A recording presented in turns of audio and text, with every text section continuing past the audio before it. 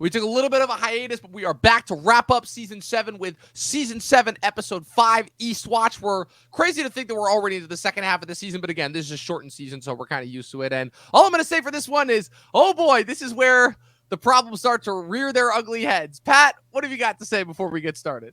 Hey, listen, Dom, I think you and the Talking TV family that's talking Thrones with us here tonight can agree that this is really should have been called Baelish Watch because, oh man, he's creepily sitting in that corner watching Arya find messages in his room.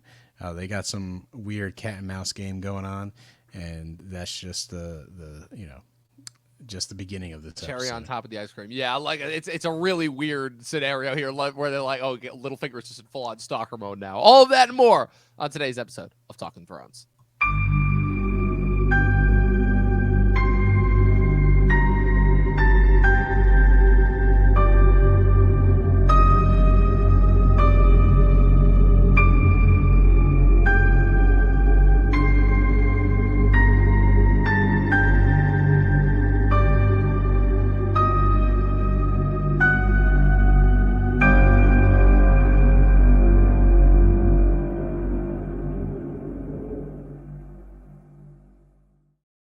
All right, people, even though in the listening Spotify world that it will seem as if no time has passed at all because this episode will only have been released a week after the previous week's episode. But just to clue you guys in, we are back after a little bit of a week hiatus. We didn't record any episodes last week. Myself and Pat are back. We're ready to break down the final 10 episodes, or 9 episodes, I should say, for you guys of Talkin' Thrones. We're kicking it off with Season 7, Episode 5, Eastwatch. Pat, this is...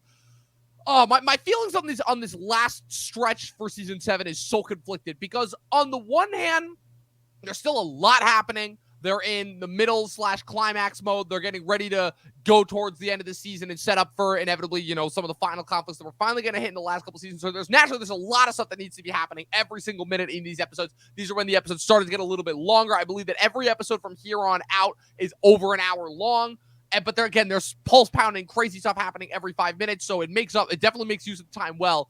But I feel like the thing that the internet criticized this season for specifically that I was kind of in favor of when we first started the season, I feel like we're starting to kind of crash into a wall a little bit because I feel like what happened is that Benioff and Weiss, by nature of them trying to obey the laws of the season that they'd set up, where this was clearly going to be a much more fast-paced and much more dire season, I feel like they kind of ran themselves a little bit into a corner here where it's like, okay, we had all this stuff that we set up, but now we've only got this certain amount of episodes that we have to wrap it up. And so naturally, we're going to have to start leapfrogging through some loopholes in order to make things happen the way they should. And while it doesn't all fail, this is definitely where I feel like the problems and the plot holes that were criticized really start to show, at least for this season. I don't know. What's your thoughts on that? Hey, Dom, I'm not seeing it yet. So far, so good. I've enjoyed every episode of the season. In this particular episode, it's what's not to like. It's essentially setting up for the whole meeting of the minds. Like, we got to show Cersei the zombies, and then there's no way she can deny us. So it's setting up that sort of storyline.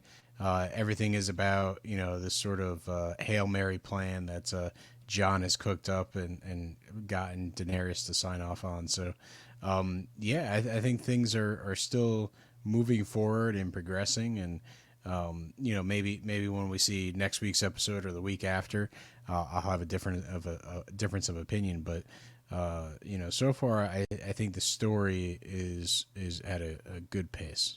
Well, that's kind of, again, what I also wanted to pick your brain on as well is kind of what the ultimate kind of, what let's call it the major climax, at least for the main story, let's call it, right? The war, obviously the 3-way war between Daenerys, Jon, Cersei, everything's kind of built up with Tyrion kind of bringing all the parties together.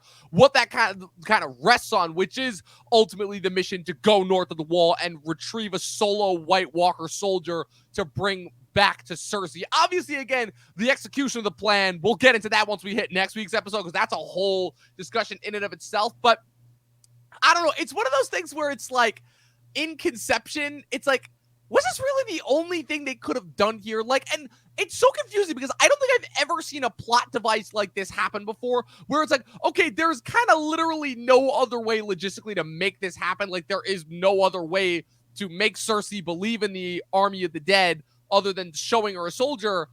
But at the same time, it's like, was it necessary ultimately, because what's ultimately, because I guess where I'm coming from is that in order for Daenerys to ultimately side with Jon and understand that the war with the dead needs to come before the war with Cersei, she needs to see the army of the dead, right? That's all fine and good. She still ends up seeing them when she goes to rescue them in the next episode. So, and it's already become clear that she's already starting to side with Jon. And what's established in this episode, I know I'm getting a little bit ahead of myself, but bear with me here. And what's established in this episode is that her hesitancy to help Jon does not come from the fact that she does not believe or is not willing to believe in the army of the dead, but from the fact that she doesn't want to give up Dragonstone as a logistical, let's call it, what's it called? As, oh my God, I keep freaking forgetting the words. She doesn't want to give Dragonstone up as an advantage for Cersei, which I'm like, okay, but here's the thing. If she ends up seeing the army of the dead and she operates from Winterfell with Jon, why does she need Dragonstone to begin with, other than like the emotional attachment? You see what I'm getting at here? As far as it's like the problem, yes, is in the execution, but the problem, there was also like a big problem in its conception to begin with. Yeah, well, talking about Daenerys and that being some sort of strategic point for the war. The only thing that's there at Dragonstone is the dragon glass. So, right. And that doesn't really factor into the conversations here, the dialogue.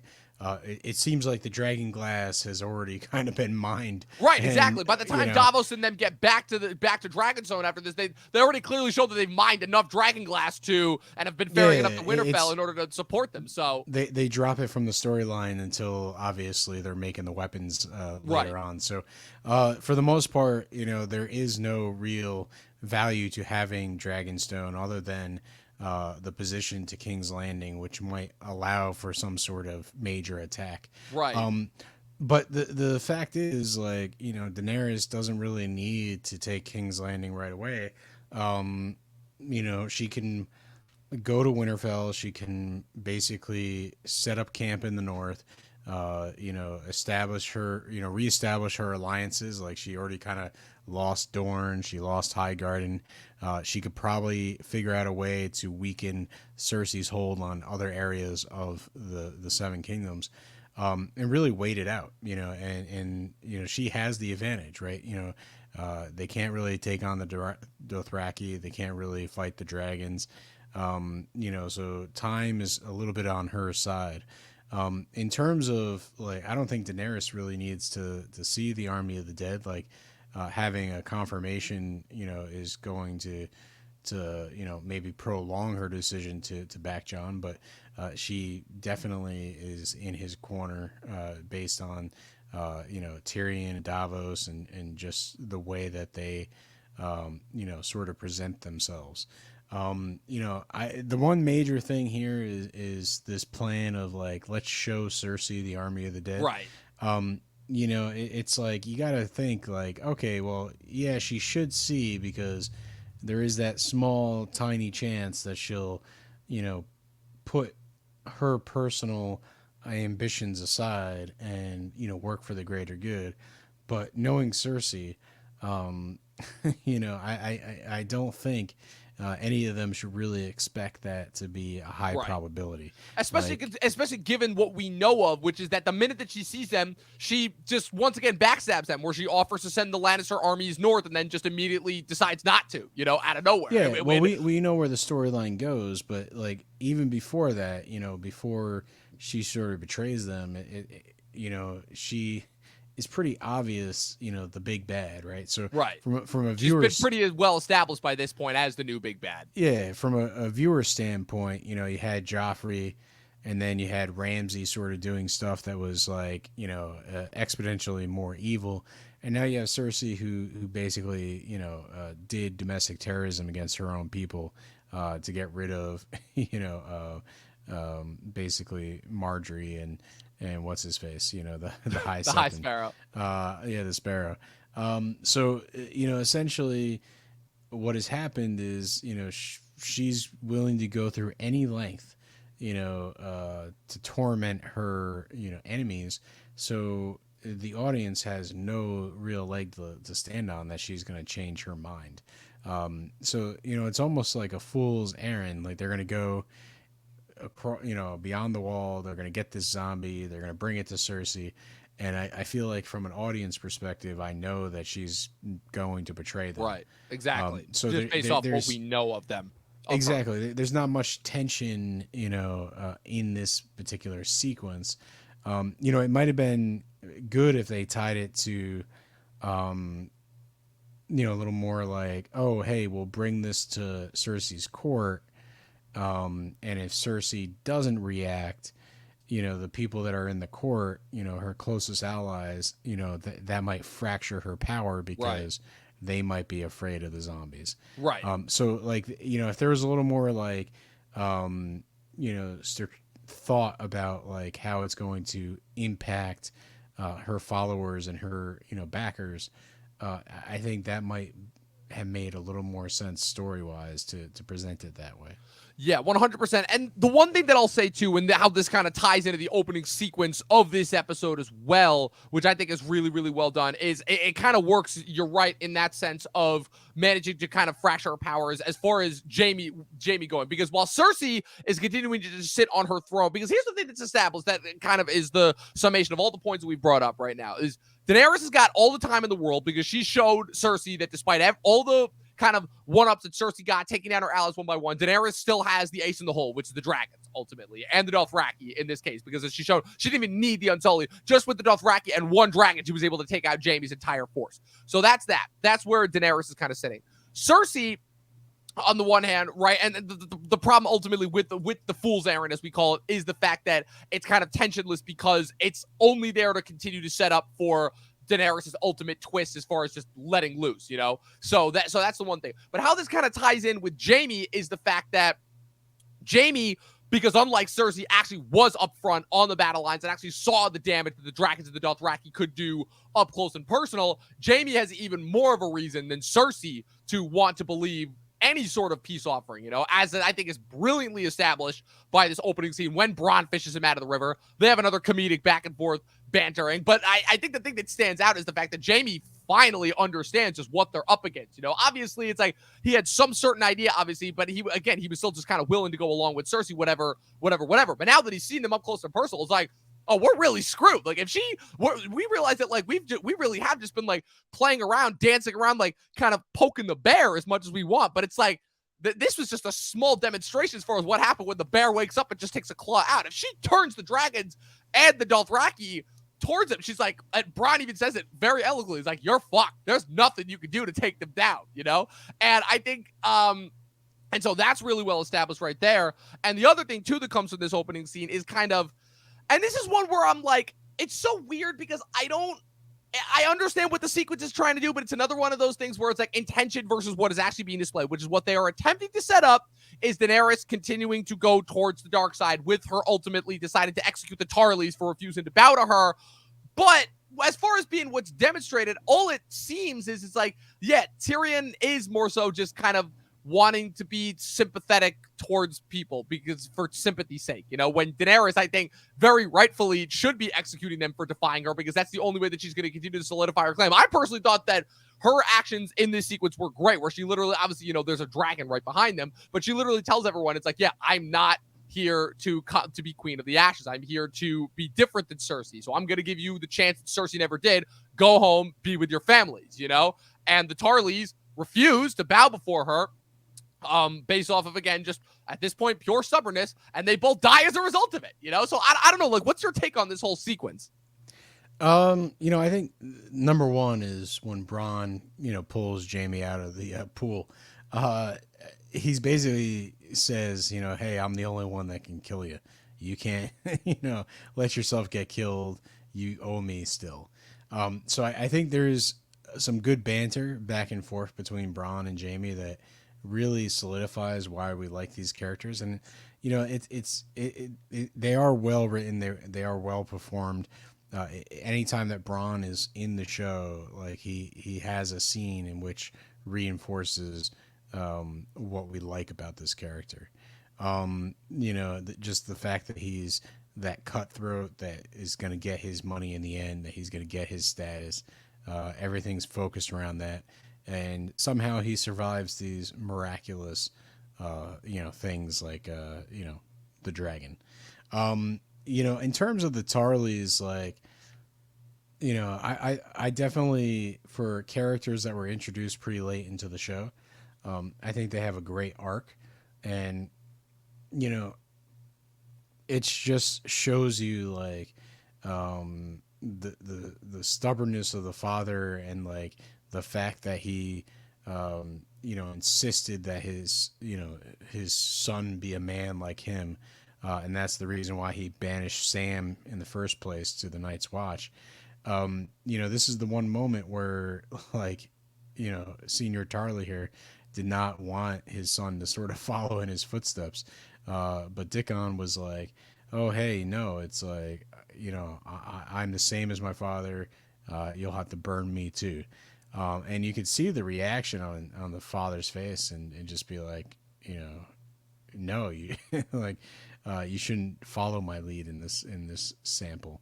But he kind of makes his peace with it, and the two of them get burned alive. Yeah, it's a great scene, I think. Just from top to bottom, beginning to end, dialogue, extravagance, visual, it's great.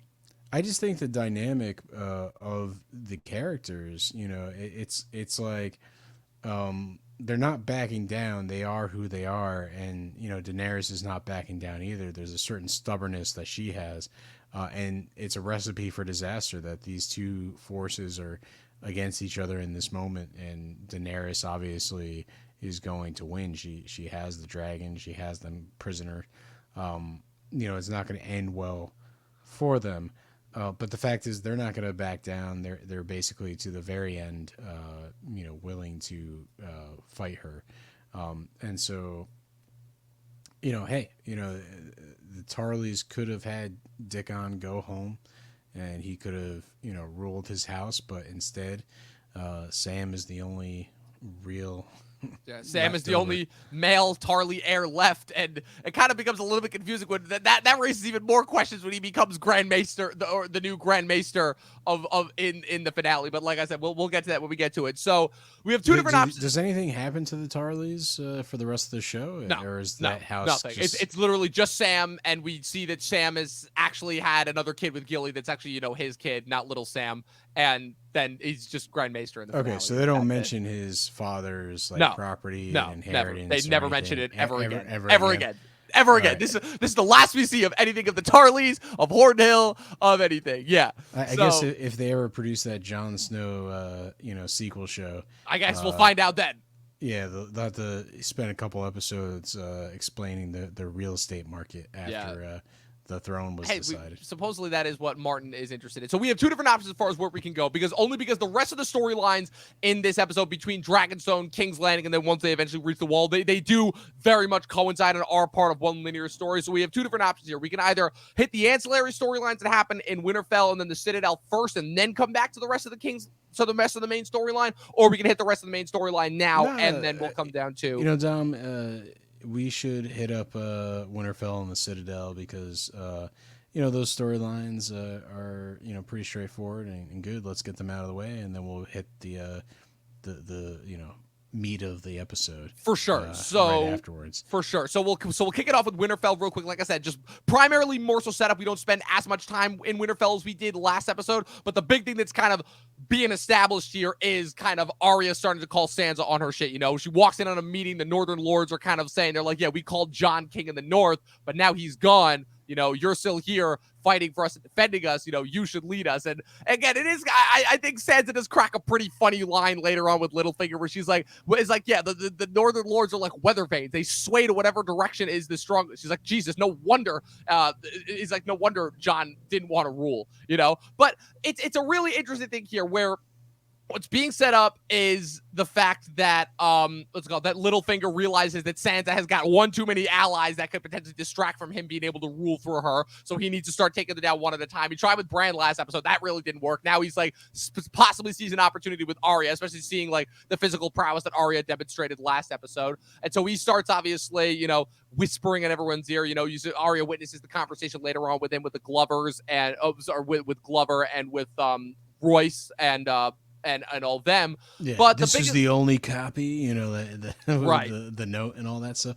Yes. It's one of those things that the storyline with Littlefinger is Again, we've talked about it many times where his seemingly perfect understanding of the situation and ability to read the room, in the first couple seasons was amazing. And Yeah. now here he is, marching closer to his let's say, finale on the series. Right. And essentially he's just kind of losing a step. Like, we know as the audience that Arya has this training and she has this ability of manipulation and being able to hide her identity. She was able to pretend to be Walter Frey for a whole episode, or not a whole episode, but a whole sequence where she ended up poisoning all the males of the Freys. So the fact is, like, they're messing with a perspective shift here, where Arya kind of goes in and finds this note, and whatever the implication is from, I believe this is the piece of propaganda that Cersei forced Sansa to Right. sign. So the Yeah. note in question that kind of becomes the subject of speculation, that almost becomes again the downfall between Sansa and Arya, is the note that Cersei originally had her right to rob way back in season 1, when Sansa was kind of not privy to a lot of the comings and goings behind the scenes and really was convinced by Cersei that her father was a traitor and was attempting to do well on behalf of her family because she naively did not know any better. And now this is going to be the catalyst that Littlefinger uses in order to engineer destruction between them, knowing and kind of trying to bring up old wounds and old kind of let's call it disagreements that the sisters had. And he's able to kind of prey off this by witnessing Sansa and Arya's confrontation, which is that Arya is kind of now acting as the one that's calling Sansa on her shit, the way that Sansa was with Jon previously, where Arya is now very, I think, not inaccurately critiquing Sansa on the fact that it's like, yeah, we know. She's like, you like the power, you crave it. Don't pretend like you don't. It's like, I understand that you're trying to operate in the best interest of our family. I get that, but she's like, and again, this also creates, I'm not saying that Arya is in the right at all either, because her only solution for everyone is just like, yeah, if anybody badmouths our family, just kill them. And she's like, Sansa's like, yeah, we still need these guys, regardless of, because again, we're still not sure whether Sansa entirely believes in the army of the dead, but she's like, well, look, whatever happens, we still need these men, we still need these soldiers, winter is here. So we need these allies. And if we kill every person that badmouths anyone, we're going to lose allies. So it's another one of those things where the Littlefinger of it all is kind of the problem here, but the Sansa Arya dynamic, kind of what's coming from it, I actually am surprisingly not hating it as much as I thought, because I guess what I thought was something that I viewed as pretty petty in the past was now I'm like, no, this is actually like a pretty good demonstration of their respective kind of different views on, like, they both have this moral gray area. They both kind of, for lack of a better word, been destroyed by the world, but they both have such a different viewpoint, where Sansa is much more so the diplomat and wants to play both sides and kind of enjoys the power, versus Arya is much more so, like, again, just to kill everyone that is your enemy and is opposed to you, And they both operate from the same means, but it's kind of the same way. It's like they're diametrically opposed viewpoints, and Littlefinger is definitely exploiting that. Yeah, I like the dynamic, like you say, between Sansa and Arya, but I think Littlefinger being in this situation, I think the thing that bothers me the most about the storyline is the final reveal, where it's like, Right. They've been playing And him the I have whole a thing time. about that too, because there was a deleted scene that was not included in that final episode at all. And I definitely will say that as good as the dynamic and the building is between this episode and then the next episode, the final episode is kind of where they drop the ball, because them leaving out this one crucial scene, on top of the fact that it's another one of those infamous scenes where it's like, okay, so the deleted scene wasn't actually that good, so was the storyline really that strong to begin with? And then kind of just making the last reveal just a gotcha moment. I don't know. It kind of takes a lot of the air out. But I'll wait until that final episode to reveal what that scene was. We'll talk to it. Like, if we focus on what happens in this episode, it's a little bit of a cat and mouse game. Arya seems to have the upper hand, but it turns out that Lord Baelish is creeping in the corner. Right. And very clearly deliberately wanted her to find that note, which it's like that shot of him, like, I'm like, could you make it more obvious, him literally coming out of the shadows right where the light hits half his face? It's like, we get it, dude. It's like, it's really stylized. The evil grin on his face is perfect. It's like, it's well played.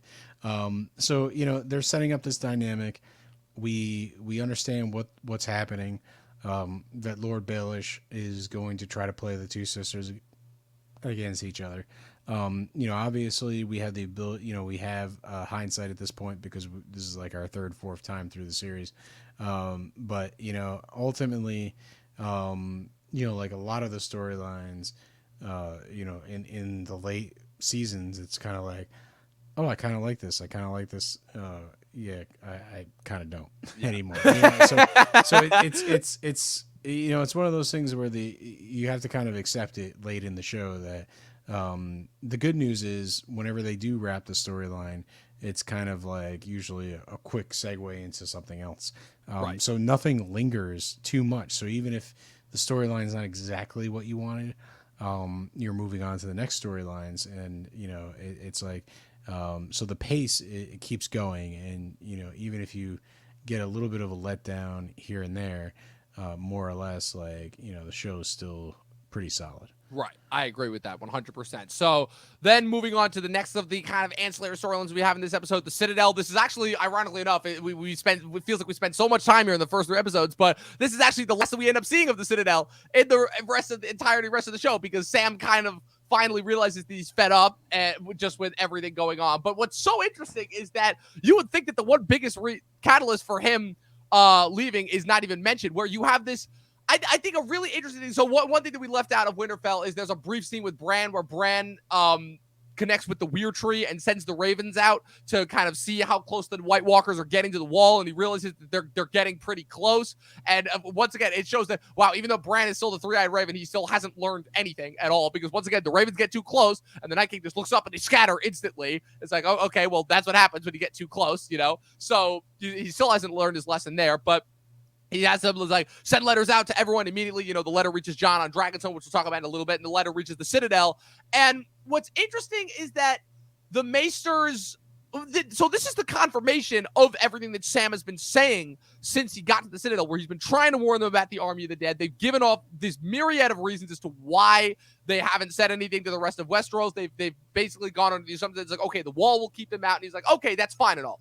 But this is basic confirmation, like from Bran himself, that it's like, yeah, we don't know if the wall is going to be enough to keep them out. There's a lot of them, and he saw them. And now Sam essentially has the double task of essentially having to explain how a teenage kid is now the epitome of all sorcery and knowledge in the world, and how he himself was the one who helped bring Bran through the wall way back when. And the Maester's reaction to this, rather than heeding Sam's word to send out letters to the rest of Westeros to go north and reinforce Winterfell on the wall against the White Walkers, is, oh, this could also easily be a ploy for Daenerys, for us to leave Westeros defenseless in case Daenerys wants to invade. And I get where they're coming from, because they also have the knowledge that Daenerys just burned Randall and Dickon Tarly, information that they knowingly kept from Sam, which I'll give them the benefit of the doubt. But it's like, what? Like, it's one of those things where it's like, I feel like we're juggling too many hoops here, Like, there's a string loose here somewhere, and it's going to cause the whole thing to unravel. No, I think, the Citadel is not going to necessarily jump at Bran's message. Like, Bran has sight beyond sight, right? Right. We all know how good of a job he does when it comes to explaining that to people. Yeah, but no one really knows this, and it's like, okay, so maybe Littlefinger has the sense, and Arya and Sansa and anybody that kind of met him at Winterfell can kind of see the, sort of like just shape he's in, the fact that he's talking like a robot, but no one, is going to read a Raven message and completely believe that he is seeing visions that they should take seriously. So the fact is, like, the Citadel has all these books, they have all this knowledge, they're not seeing the warning signs that they need to see. And Sam, is upset because it's like his expectation going to the Citadel was that there's all this information that you would just be working around the clock nonstop trying to track down exactly what the solution is to get rid of the White Walkers. And that's not what happened. It's like, it's life as usual. They need the chamber pots clean. They need the Right. Beef stew made. It's like they just need life to continue the way that it's been going at the Citadel, and they're not necessarily too concerned with the outside world. And I think it's that mentality that Sam really doesn't understand, really can't get on Right. board with, and leads him to make his decision. Well, Action. it's a big Bran difference. said it. This has to be taken care of. So Right. you know what? Sam is now gonna stop. Just cleaning dishes, and he's gonna go do something. Well, it's a big difference, obviously, to the life that he was used to. He came from the wall where it was literally life or death every single minute that he was there, and he now kind of comes to this area, even though it's in the place where he grew up. He's been away from there for so long that he kind of has forgotten that, like, yeah, down in the South, but just kind of so far removed from a lot of the harshness that he was exposed to on a daily basis. They're kind of more content with just maintaining the status quo and making sure that that happens. Kind of, again, I think it does a really good kind of what old Game of Thrones did really, really well, which was really breaking down kind of the disparities that come with the more elite versus kind of, the regular working class. But if anything, again, Sam's kind of frustration, I should say, that comes from the Maester's refusal to heed his word causes him to overlook a very major important detail that kind of comes out of nowhere. And it's all of a big problem with kind of how he just kind of takes credit for it later on when it was obviously Gilly that found it, where Gilly, who's helping him transcribe these scrolls, who he's taught to read and who is proving very, very adept as well, ends up stumbling upon the exact passage that confirms not only, obviously, we knew, obviously, that Jon was Rhaegar and Lyanna's son. Obviously, that was confirmed at the end of season 6, and we didn't think there would be anything more to that. But come to find out there is, because Gilly ends up stumbling upon a passage from a maester, basically dictating an annulment, which is basically the Westerosi term for divorce, that Rhaegar and Elia Martell had an official split. Which confirms that Jon was not, and his relationship with Lyanna was not anything out of wedlock. They were officially married by a septon, which makes Jon of not only obviously not just another bastard, but officially the heir to the throne, since he is Rhaegar's legitimate son. And how this piece of information is treated throughout the rest of the show, we'll get to that when we get to it. But I do think it's kind of hilarious how this is one very, very crucial bit of information that is just kind of like thrown in there for just shits and giggles and just overlooked, and then it's just revealed, oh yeah, just happen to find this out in the end. Well, I think the best part is like, if I remember correctly, Sam and Bran have a scene, and Bran's like, "You gotta tell him, or should I?" You know what I mean? Like, I'm pretty sure that happened. I don't remember if it's the wording is exactly that. No, but I'm pretty sure that but happened. It's that kind of mentality where Bran's. You're 100% right. You're 100% right. And I can't wait for that sequence because it's gonna be so good. It's gonna be so good. It's part of Bran's essence right now. He's kind of this like guy that creeps around. And he tells people, or rather, wheels around creepily, I should say. Yeah. But he tells them the future, and it's kind of like off-putting at every turn. And in the case with Sam, it's kind of like, well, you gotta step up and give your friend good advice. But for Littlefinger, for Jaime, like things that Bran says to them, it's kind of creepy. Yeah. For sure, absolutely. Especially since they are. I'll say that they're obviously older and have not had nearly as much experience with magic and this sort of stuff as I feel like some of the other characters who have more so. I think it kind of tells Sansa as well. I feel like you could throw in there as well when he kind of just throws out the bit about seeing her on her wedding night and you were so pretty in that dress. And I'm like, oh my God. Stop. Just stop talking. Anyways. But yeah, so that's it for the ancillary stories. So let's get back to the meat and potatoes.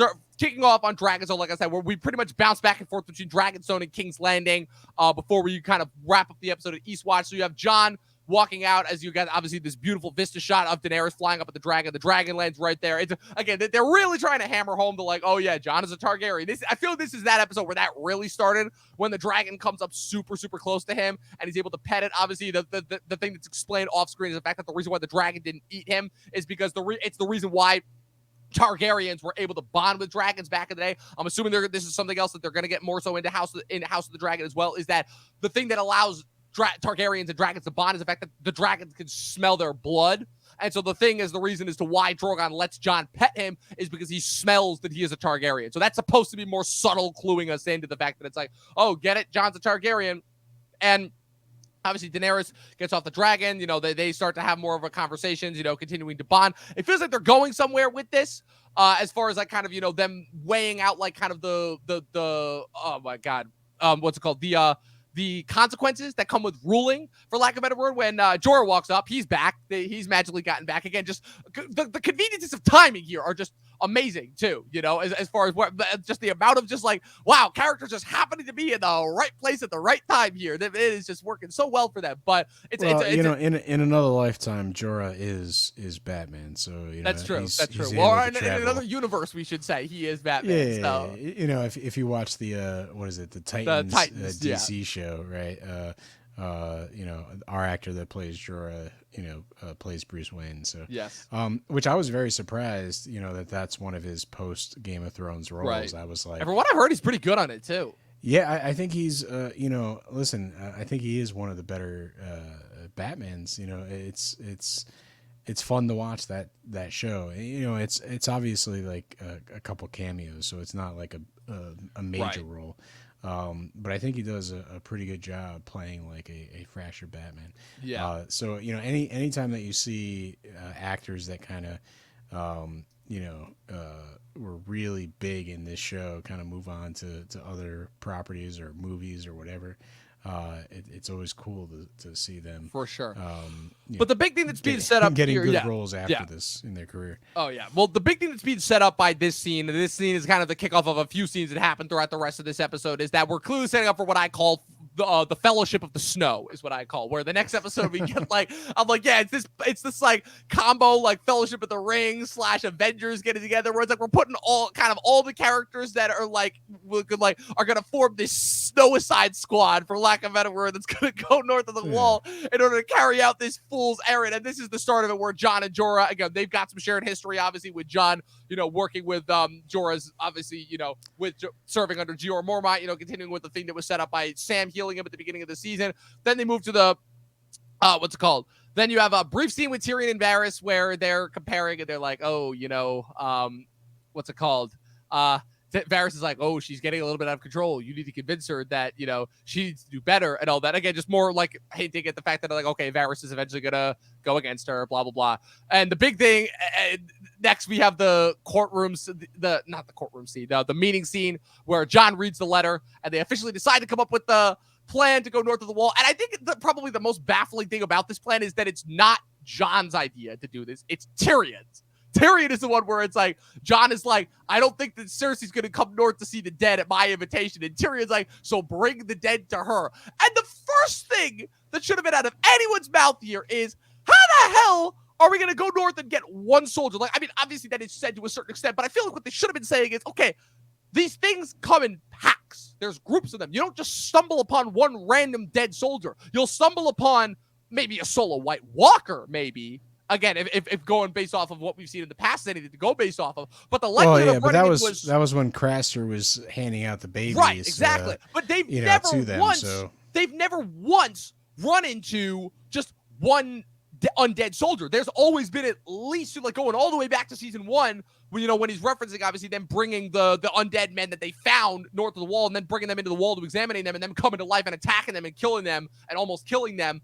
There was still 2 of them. Like, they've never run into more than one at a time. So the likelihood of them surviving this mission is already slim to none as it is, where it's like, just weighing the probability of it is like, okay, so say that we do this. Say that we go north of the wall. Say that we, it's like, well, the likelihood of us running into one undead soldier, but nobody brings this up. And I'm like, okay, you would think that Jon, the dude who's been talking all season about having seen the Army of the Dead, he doesn't bring this up at all.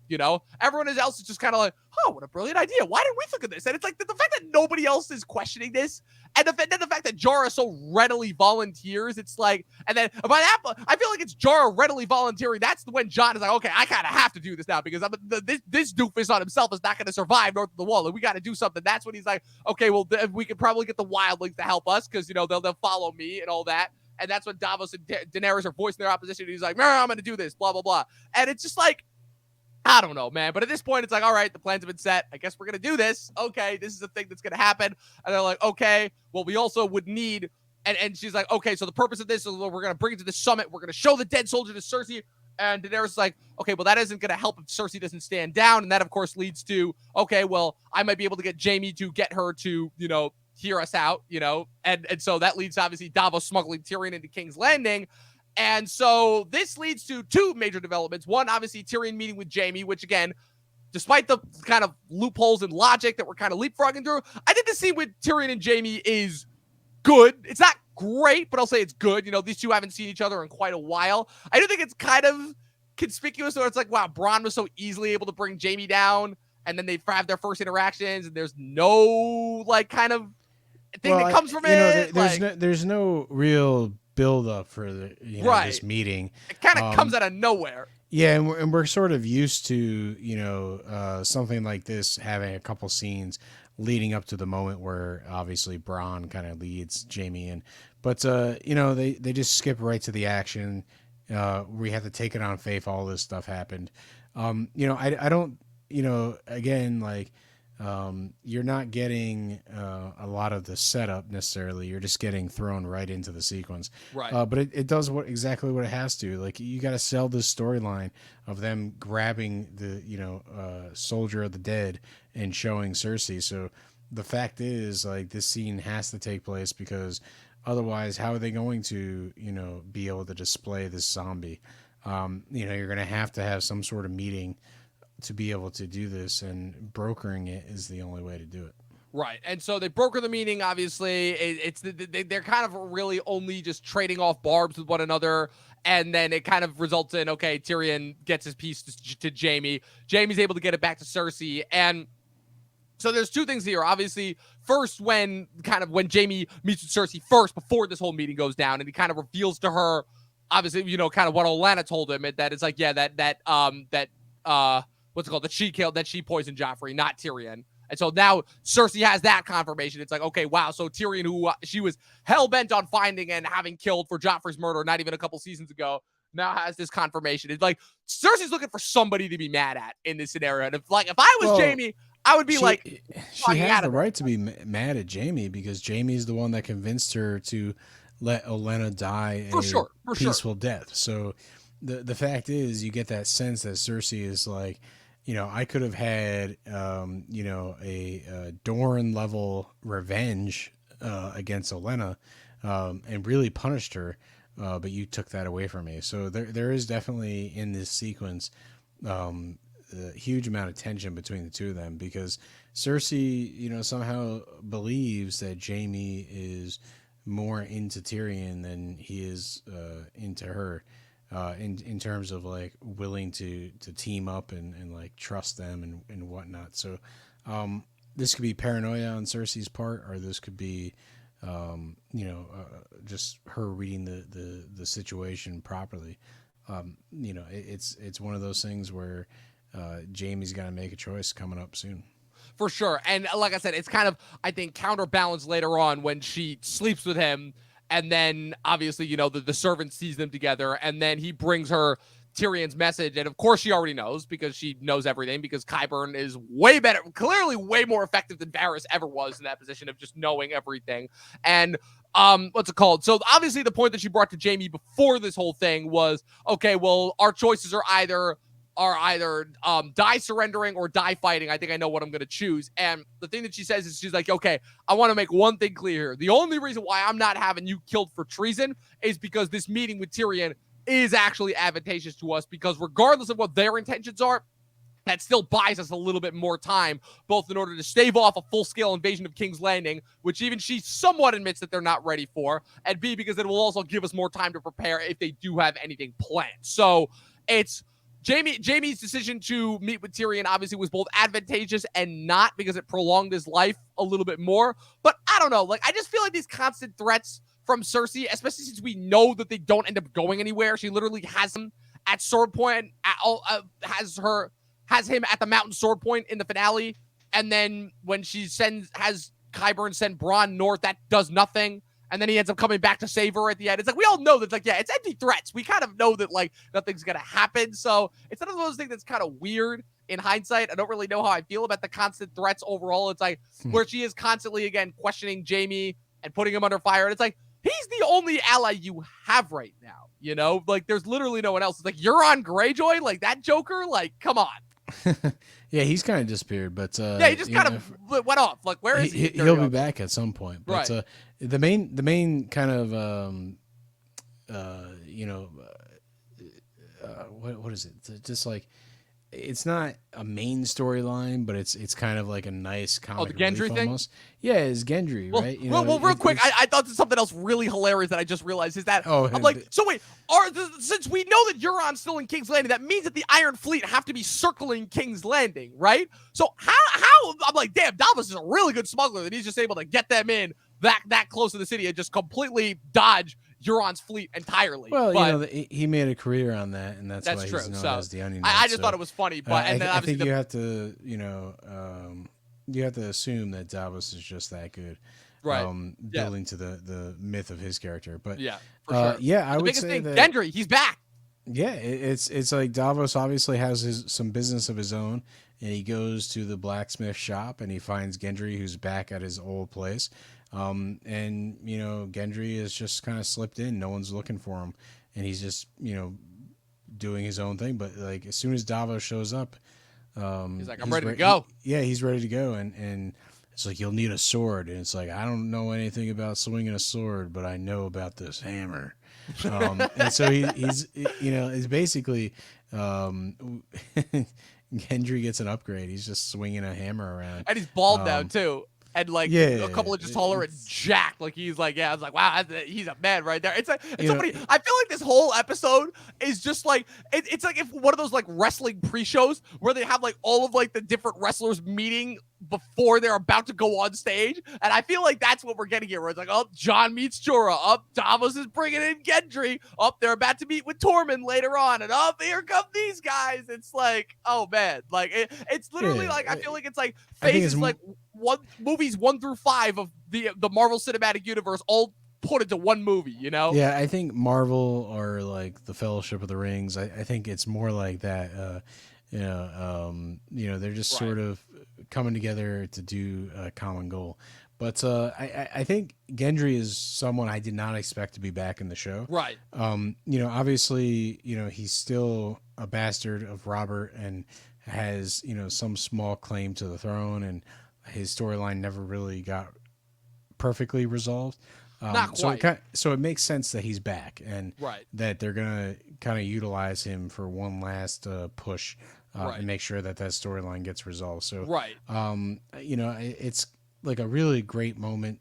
It totally makes sense that Davos is the one that kind of Right. finds him, and because Davos probably feels bad, Right. feels bad what Melisandre and Stannis did to him. So, you know, this is his way of being like, hey, listen, I can't change the past, but I can at least give you purpose. And you know, Gendry is all for it, and now they just have one more fighter on their side, that's gonna head up to the wall. It's interesting because obviously it's another one of the things where in the benefit of hindsight, with the benefit of hindsight, I feel like Gendry is one of many characters where it's like, did he really need to come back? But again, it's a totally, especially given Benioff and Weiss' track record of just dropping storylines off that just were at one point we thought were going to be important. But it's a good fan service moment. It works out like you said, it was Like, kind of unresolved. I personally, Fans have been speculating, theorizing. They didn't even been making jokes for years. It's like, oh, Gendry's still rowing. All the memes that were coming out, and then Davos, Yeah, to the point where 100%. Davos even makes a joke about it. It's like, oh, I thought you'd still be rowing, you know? But I just never thought that he would be back, and so you know, I think they bring him back, and they, you know, they just kind of like give him a new attitude. You know, Right. I got this hammer. I'm gonna bash these gold Hammer cloaks time. heads in. He's not putting up with any BS, and I'm so I'm still so mad whenever somebody introduces a giant hammer like that, and or they're associated with it, and they don't utilize the catchphrase "hammer time." It's just it's a crying shame, I think. But what's it called? Big thing. Davos obviously gets it back. They are able to at first bribe. I'm sorry. the I'm sorry. I'm gold just picturing like Gendry saying "hammer time." Come on, like cut to credits, and MC Hammer comes on. You know, exactly. Yeah, It's perfect. It's perfect. But so first they have to bribe 2 gold cloaks with shrimp Viagra, I guess is what exactly they're doing before Gendry is like, screw all this, and just kills them both, and it's just hilarious. Well, it's basically Gendry and Davos are trying to smuggle out.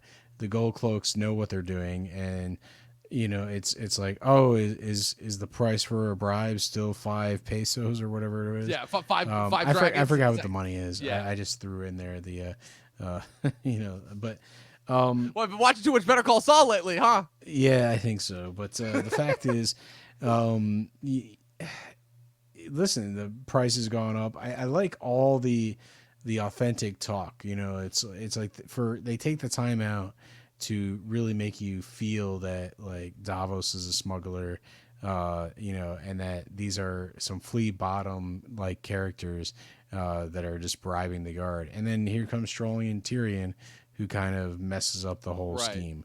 And they're And like, that's what makes wait the a minute, hammer weren't time. we supposed to be catching a dwarf a couple years ago? And I'm like, it's once again just like, how much time has actually passed in between the seasons? It's been a question that's been consistently befuddling me since season one, where it's like, I feel like it wasn't that long ago that they were looking for Tyrion and like trying to like bring every dwarf's head on to Cersei on a spike, but whatever. They managed to get back to Dragonstone. Jon meets Gendry for the first time. I think they actually have a pretty good banter back and forth where it's like, our fathers knew each other, our fathers fought together. I think that's like a pretty interesting, we're both bastards in some sense, that can actually like get on the same page. I think they have some good camaraderie there. They get ready to ship off.